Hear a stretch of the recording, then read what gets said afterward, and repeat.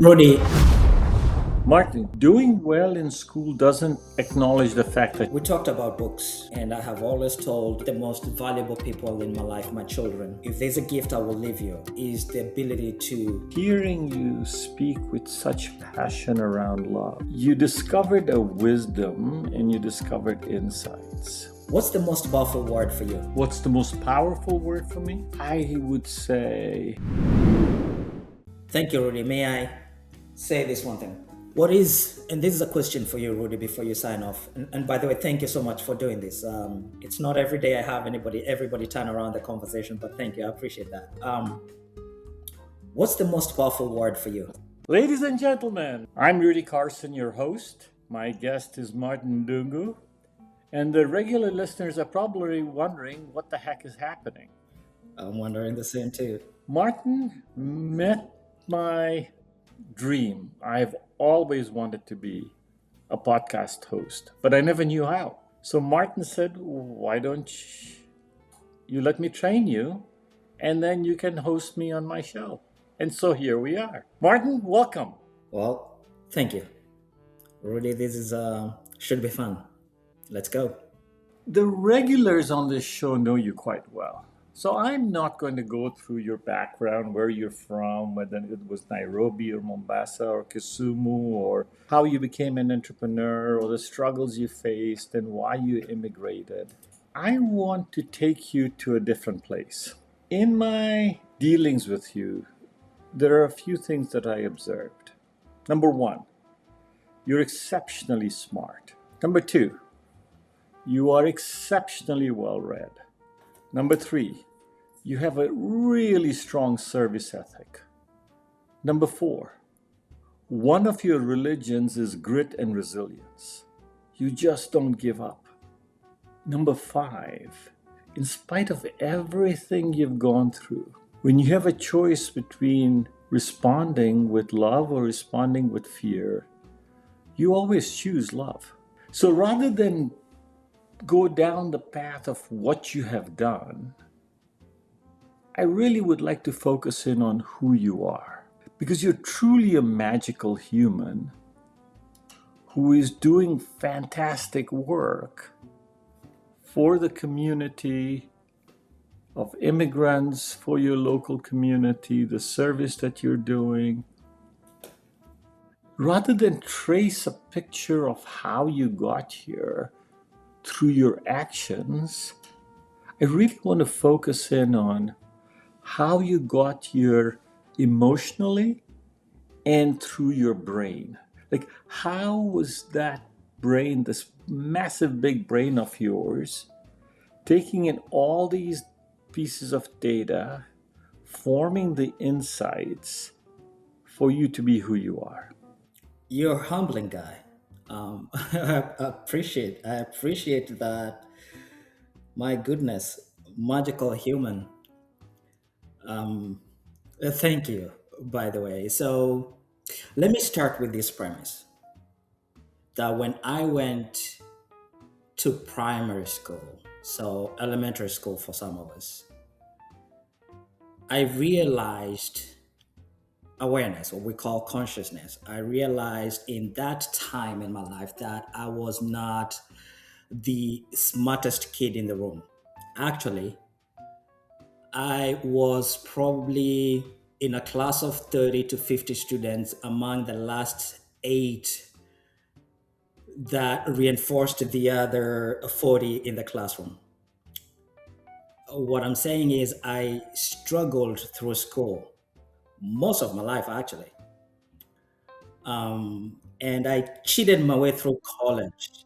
Martin, doing well in school doesn't acknowledge the fact that you're smart or not smart.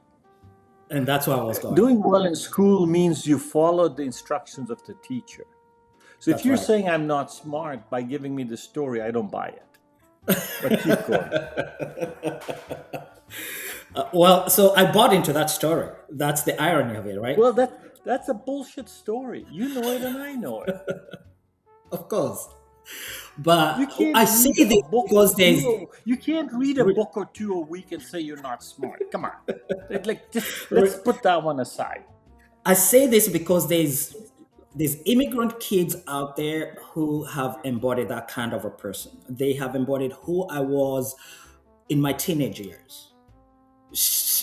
The fact that you go to school and the fact that everybody around you says school is the path of life, and yet in that path you find a struggle. You find it difficult, right? I say that to say that there's hope, and hope is hidden in the fact that you have not allowed yourself to see who truly God has created you to be.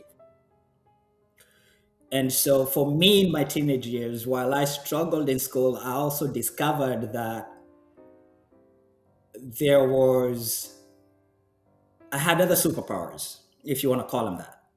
Part of that is a love for reading. And still to this day do, right? And so what I would like for anybody to take away from this conversation is that you're not who society has defined you to be.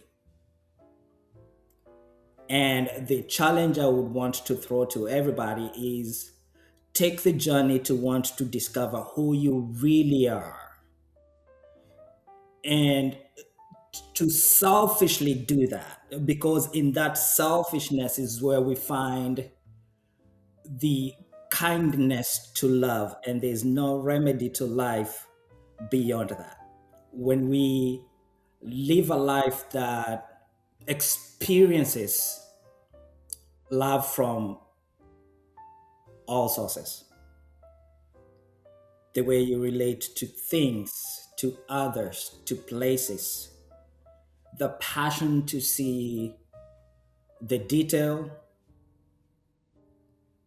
the arrogance to accept the simple things that God has added to our sphere for us to appreciate the magnitude of who we are.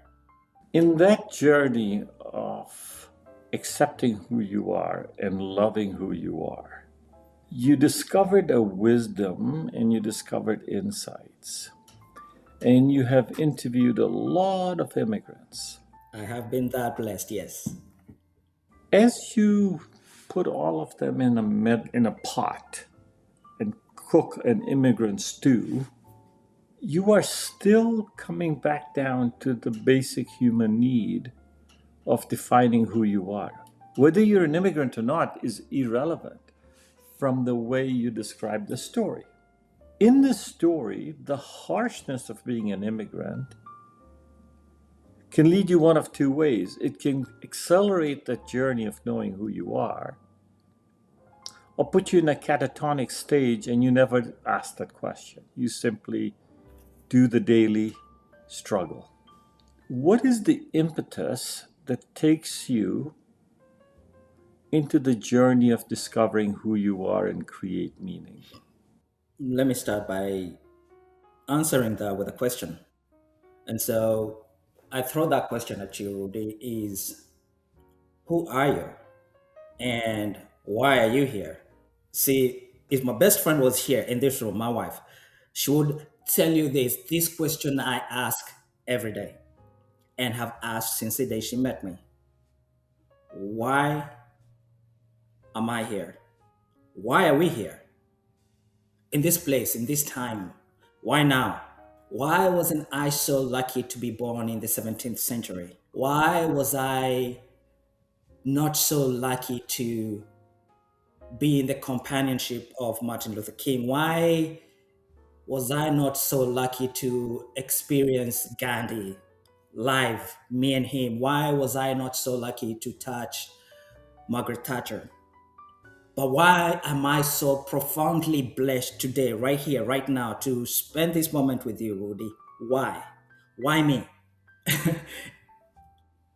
And I'm not sure I still have that answer, because every day is different.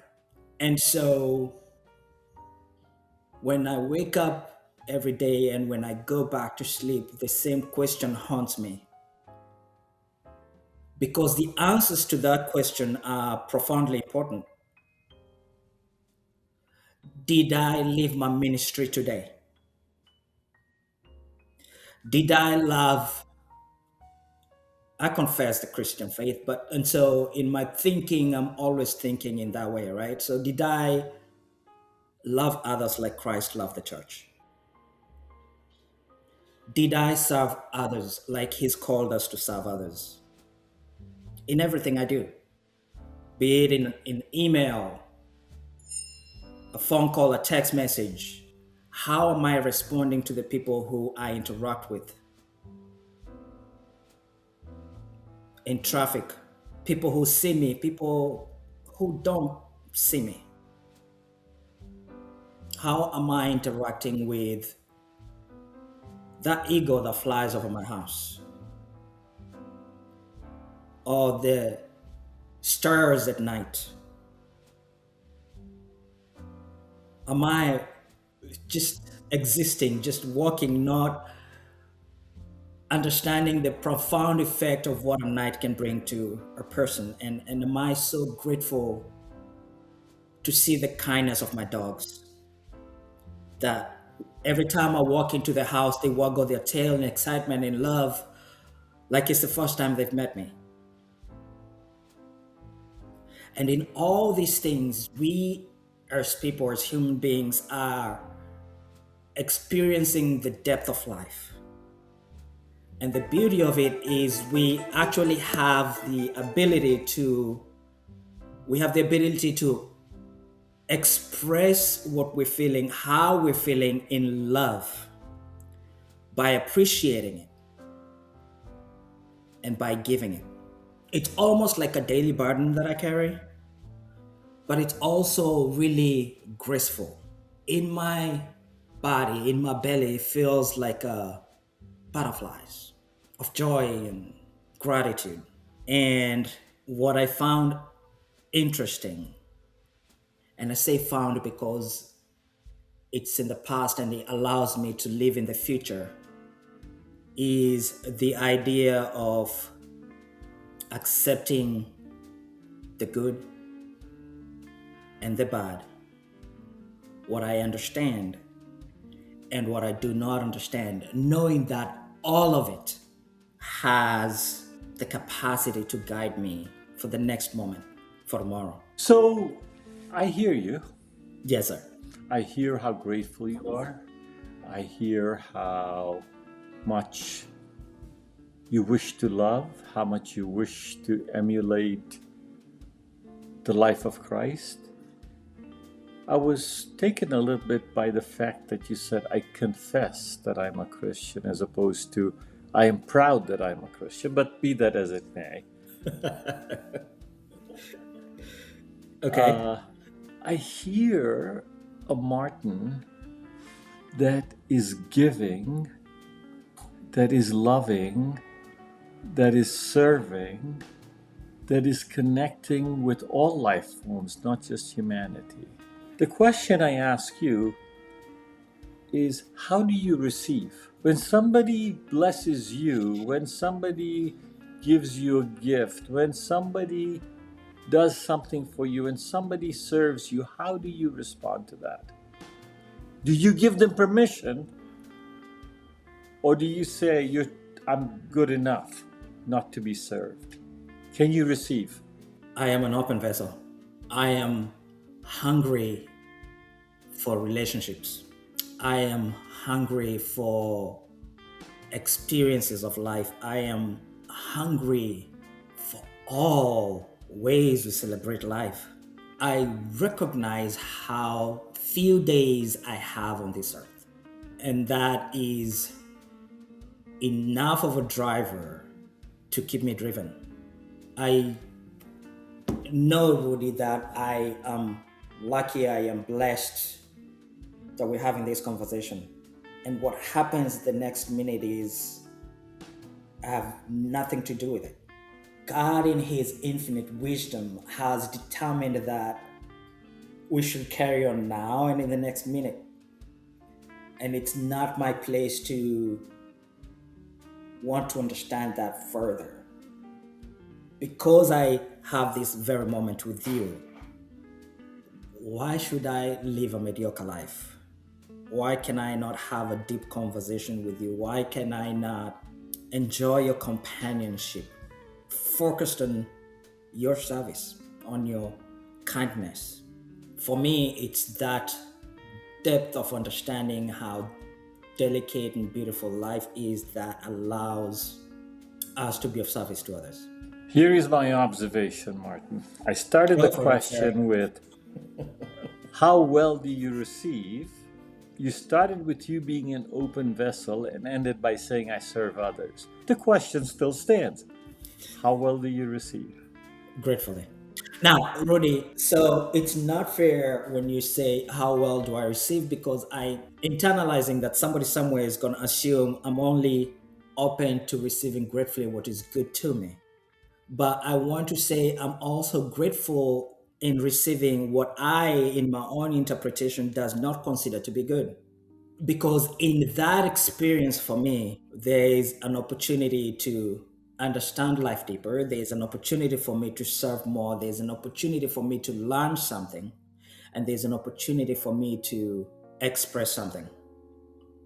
And so, a lesson I learned from a great friend of mine, Brian Tracy, he said, in life, you're always going to go through tough times, right? And so, you're either going into shit, you're coming out of it, or you're about to get into it.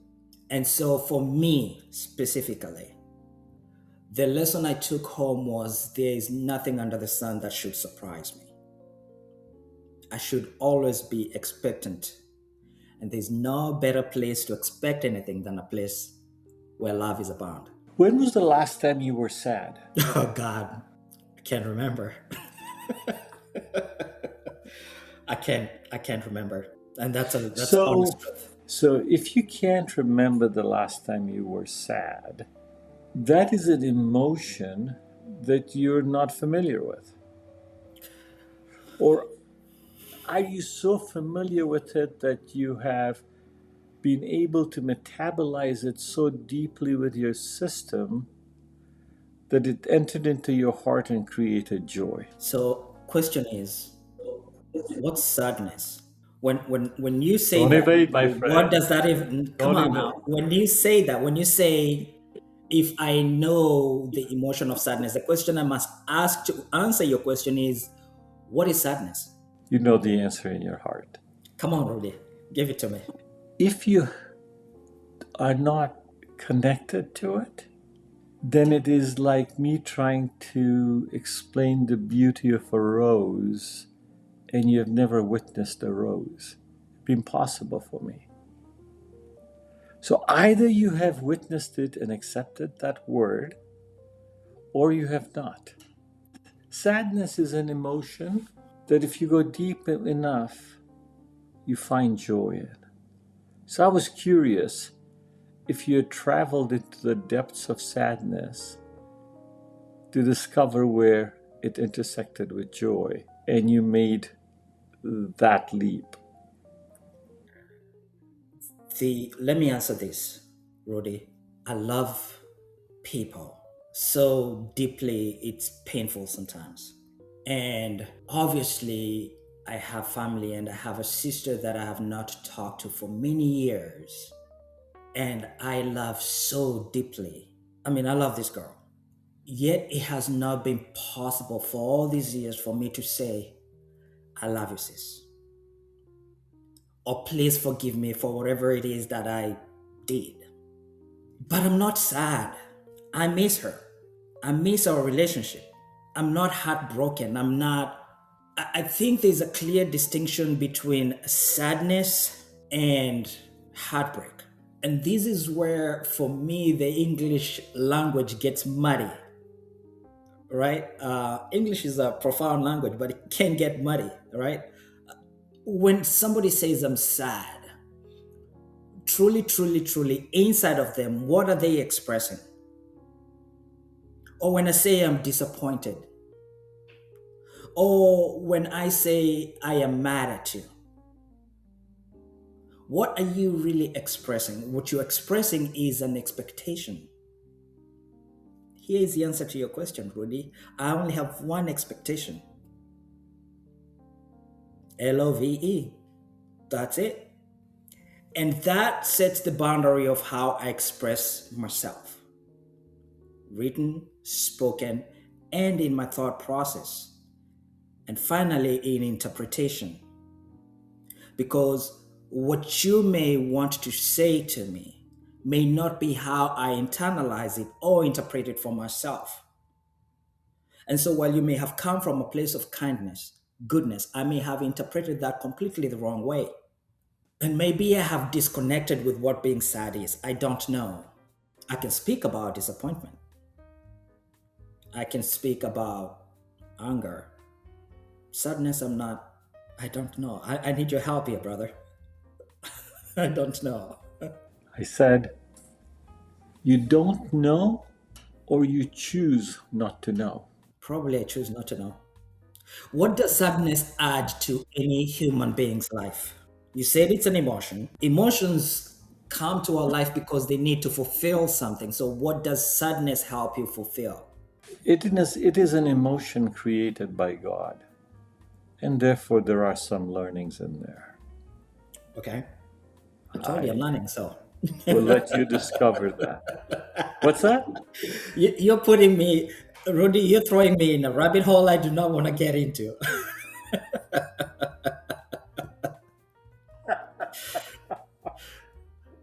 It's just an observation, Martin. Just an observation. No judgment. I have to look at myself in this lens because I have not. And maybe my brain is doing what the human brain is supposed to do, protect me. And in that, avoid what emotion can be interpreted as sadness. What is your most deeply held belief?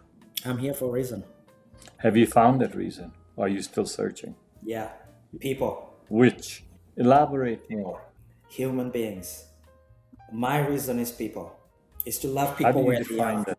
Is to love people where they are. Is to understand them. Is to be deeply empathetic, deeply present in every conversation, every interaction. And I learned this not too long ago, but I learned this through my children, right? It started with my daughter 14, maybe 15 years ago. You come from work, you come home and from your daily routine. And my daughter, she loves to be the center of everything.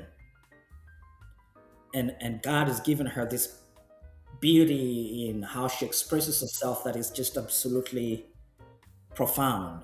And so I would walk in home and she had something to show. She had something to that I needed to see, and dad look, and dad look, and dad look, and dad look.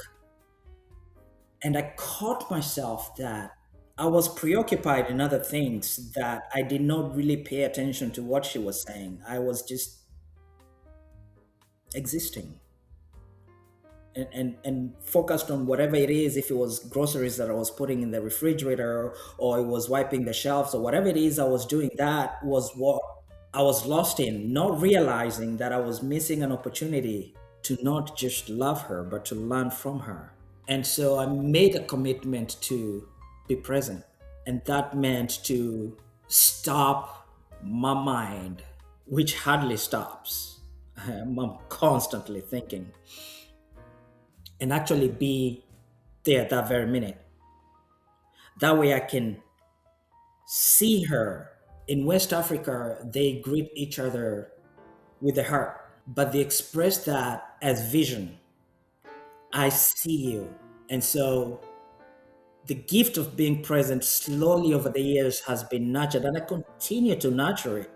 When I get to my front door and I'm about to walk in the house and I realize I've not looked up in the sky, I'll step back and look up in the sky because I want to be present. What's new? What has moved? What does it look like? Yeah. If your meaning today is people, and you've been asking this question every day, what was your meaning 10 years ago? Same. So So if in 10 years the meaning hasn't changed and you still ask this question every day, what are the revelations that have occurred to you in the last 10 years, even though the headline hasn't changed? This is fun. One, life is repetitive. Life is repetitive. And I think most of us get lost in that repetition. We do the same things over and over again to fit a certain routine that's comfortable. And there's nothing wrong with that if that's how you want to live your own life. For me, I want to be curious daily, all the time. I want to discover outside of my routine. It's in that place that I find joy. When I step outside of the things that I do on a daily basis, I find almost a delicious expectation. So we are over halfway through the podcast. And this is the first time I heard you use the word curious.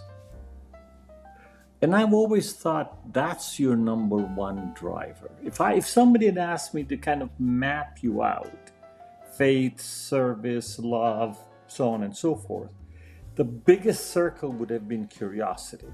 Why did it take so long to get there? I don't know.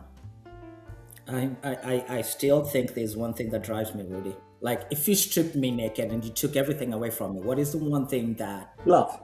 yes, That's what you said earlier, right? it still is? The Yeah. fuel for love is curiosity. Without that curiosity and the desire to know God's creation, all of it, so you can love it, and that's the fuel for your love. That's the way I read you. That's the way I experience you. Am I wrong? I don't think you are. I think we express it differently, but we are converging to the same place. Is curiosity a skill that you can learn, or is the blessing that you received?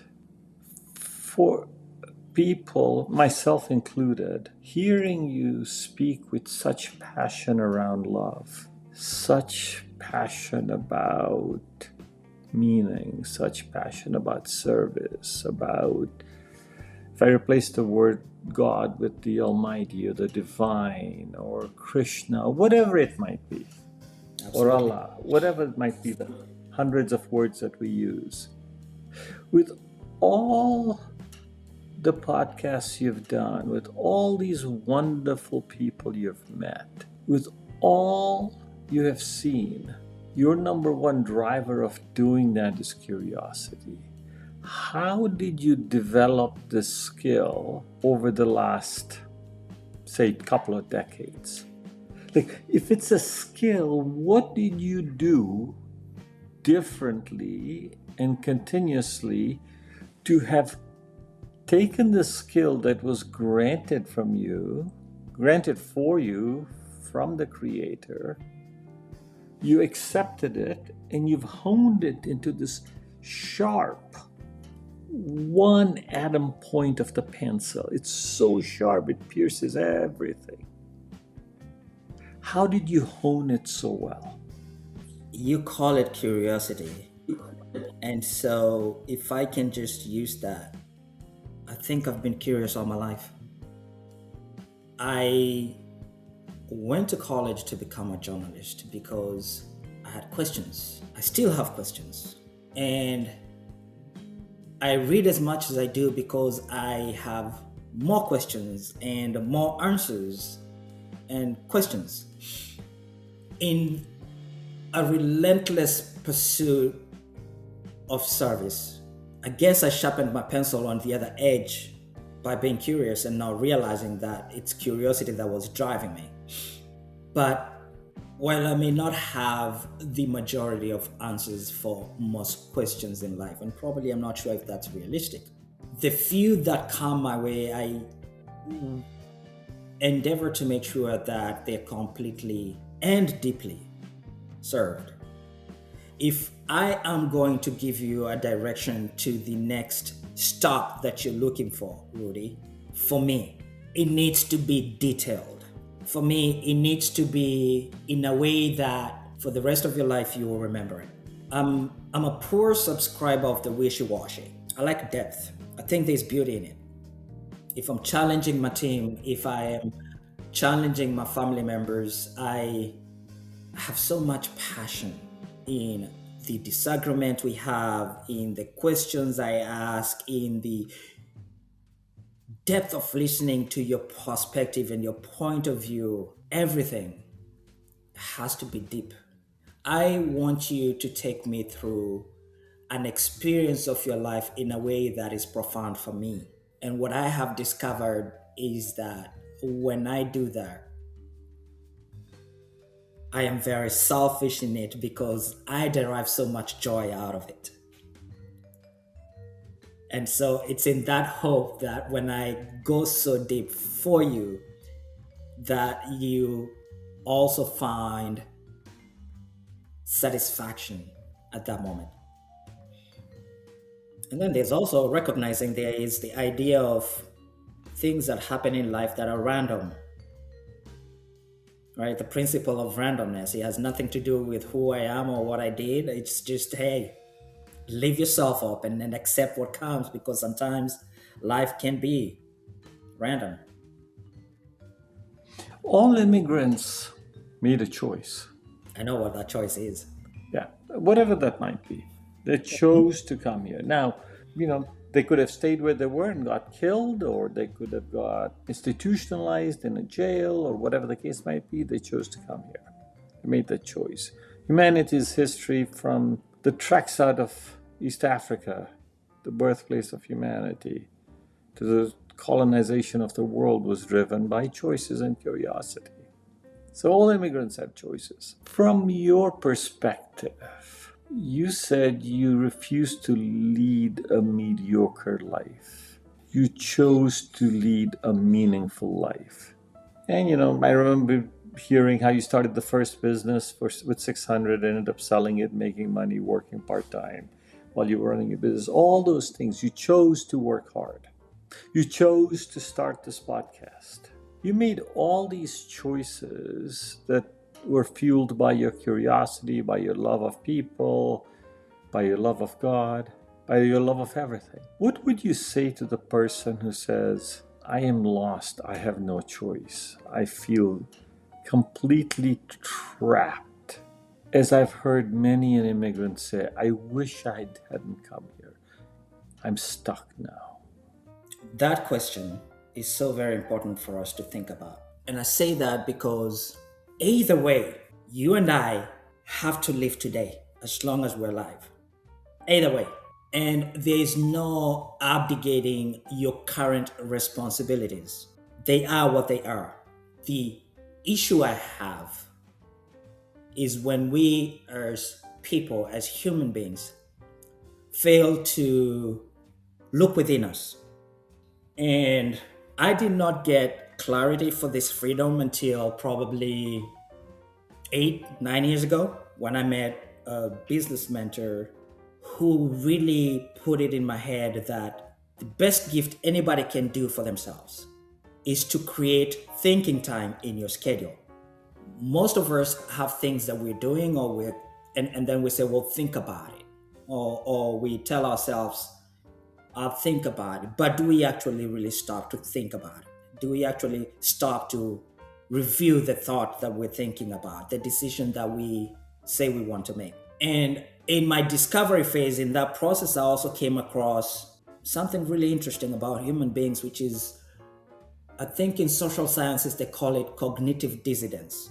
We are not truth seeking creatures, but we are value validating creatures. It's what we understand, it's what we can interpret that is important to us. And so, for those immigrants who look back and we're not happy about a decision we made either yesterday or in the long past, the question is, did you stop to pull out a learning moment from that?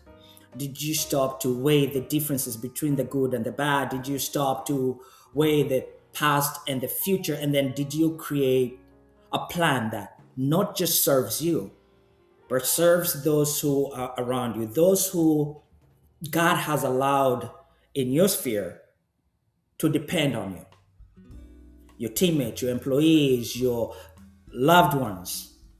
Do we actually sit down and think it through, write it down, look at it, review again before we make that random decision? Or do we just go via our experience, via what makes us feel comfortable, via our brain protecting us, and make a quick decision without really thinking it through? And so, if anybody can take anything from this conversation today, is to really take time to be quiet, to quiet your thoughts, to slow yourself down, and to think about yesterday, today, tomorrow. And my profound question: why am I here? Would you add anything else as takeaways? There's a lot, my goodness. We would spend a few hours on this, but we talked about books, and I have always told the most valuable people in my life, my children, if there's a gift I will leave you, is the ability to have a passion, a joy from books. There is not one single thing to be discovered tomorrow that is not in a book somewhere. And so being able to discover that relationship you're missing, the key is in a book somewhere. Being able to change the world tomorrow, the key is in a book somewhere, right? And so if you're curious enough to want to have a significant change in your life, books. Oh, and by the way, this very platform, the Immigrant Podcast, and YouTube University.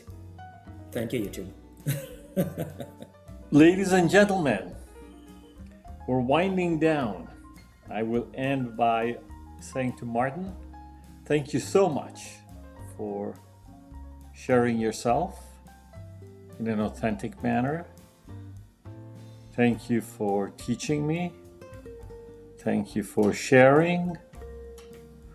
And thank you for allowing me to be the host. Good luck and God bless. Thank you, Rudy. May I say this one thing? What is, and this is a question for you, Rudy, before you sign off. And by the way, thank you so much for doing this. It's not every day I have everybody turn around the conversation, but thank you. I appreciate that. What's the most powerful word for you? What's the most powerful word for me? I would say, I think of joy as the revelatory aspects of love. At the core is love, the way you express the love, and when you experience it, you feel joy. Very much mirror with you. Curiosity is something that is a major driver of that, which again, we share the love of books. I read 7,500 books a year, no different than you. And I would say the third thing is uplifting others. So you use the word service. I narrow it down to how can I see people to uplift them? Because in the process of uplifting them, it is this idea that if you push something up, you're pushing yourself down. But you're not uplifting by pushing. You're uplifting by holding hands and flying together. And so you get carried in the current as well. So this notion of uplifting others as being a cost to you is a flawed notion. So those, if I was narrowing it down, it would be those three things. It would be love, curiosity, and uplifting others. So where I put love and joy into the same thing. And so in FunCon, that was what we talked about last time. The community is built around the words that we are a joyous community where we uplift one another. And that's my final endeavor before I step into the void. Excellent. Thank you. My pleasure. For me, Rudy, and this is something I want you to take with you and think about. The word is no. And so I'm not sure you're able to experience life until you're able to say no fully. And so to answer your question, I hope whoever's in this conversation listening to it that they can take that right. The ability to say no, because when you say no, then now you open yourself to really the things God has called you to do. Be well, my friend. It's good to talk to you. Thank you so much, Rudy. Thank you. My pleasure. Take care. Bye bye. Bye bye.